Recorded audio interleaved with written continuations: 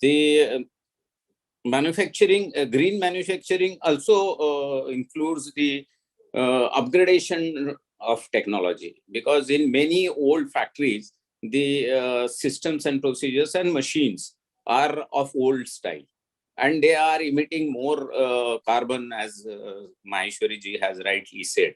So the bank's role comes there, and bank is financing to those units where the technological upgradation is required in the manufacturing unit, which will make the company more efficient. They can save money. At the same time, the emissions will be reduced to a larger extent. So we at Bank of Maharashtra is doing that. Government definitely is giving the subsidy. In many cases, more particularly, we are well aware of tough subsidy, which is more particularly regarding textile industry.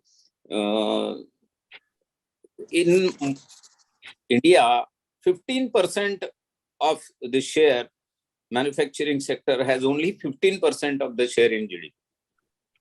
Much is expected.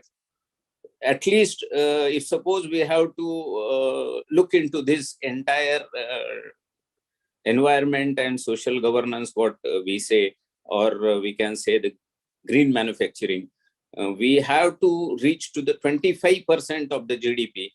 That can create 100 million jobs and enhancing the global competitiveness of India.